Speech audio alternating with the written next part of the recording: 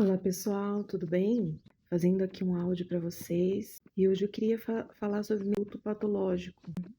Eu já tinha sentido uma espécie de me sentir no deserto, sabe? Então, dessa sensação de estar passando pela noite escura da alma, lá para 2005, quando eu tinha uns 25 anos, eu saí de casa, morei um tempo no Rio de Janeiro e para mim foi difícil essa mudança.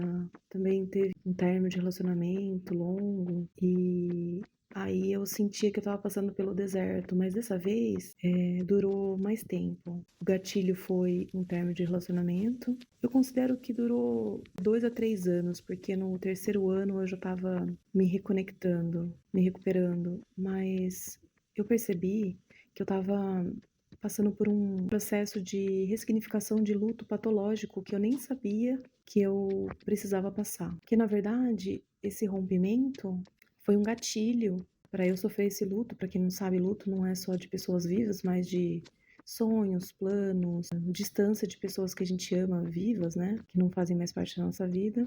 E aí, com esse rompimento, veio a dor de 2 outros lutos que eu não tinha vivido totalmente, não tinha ressignificado e eu não tinha percebido. Acho que eu percebi tudo isso também porque eu faço muitos anos de terapia, né? Sou terapeuta, mas eu ainda não tinha ressignificado.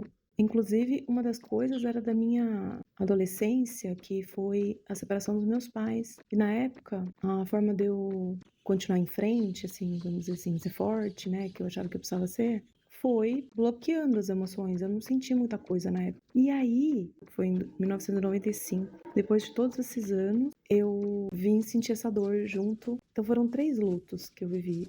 O término do relacionamento, né, em 2020, mais aquele relacionamento em 2005 que eu não tinha ressignificado totalmente, mas a separação dos meus pais. Olha só. Então foram 3 lutos. E quando a gente acumula luto, a gente chama de luto patológico. E assim, eu contando um pouco a minha experiência para vocês, porque talvez alguém esteja passando por uma coisa parecida, ou nem se deu conta que precisa ressignificar alguma coisa. Mas assim, resumidamente, eu fiquei 3 anos completamente sozinha. Quando eu digo sozinha, sozinha mesmo. Só trabalhando, cuidando da minha filha e sobrevivendo, né? Cuidando da casa, sem conversar praticamente com ninguém, tanto amoroso quanto amigos, família. Fiquei bem isolada mesmo, porque também foi uma forma que eu tava lidando com sofrimento, tava com certeza com depressão.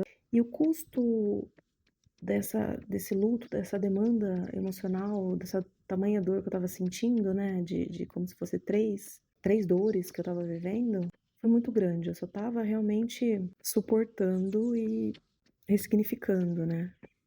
Mas foi muito bom para mim, porque eu percebi que foi uma morte, né. A Clarice fala de mortes, né, tem alguns autores que falam morte em vida, né. E aí eu pude renascer.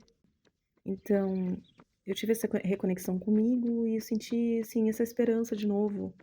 Eu senti renascer, eu senti essa mudança de ciclo, eu senti que eu tinha passado por todas as estações e eu estava me tornando uma pessoa mais madura, mais conectada comigo, mais centrada, essa confiança na vida, em mim, nas outras pessoas, e aí eu pude retornar para a sociedade. Eu pedi para algumas amigas me ajudarem nesse retorno, me chamarem para sair, porque eu estava com dificuldade de sair, porque juntou com a pandemia, né? E eu realmente fiquei muito isolada. Quando eu me reconectei comigo e com a vida, né? Eu consegui me reconectar com outras pessoas e hoje eu tô aqui contando essa história para vocês. Espero que gostem. Um beijo.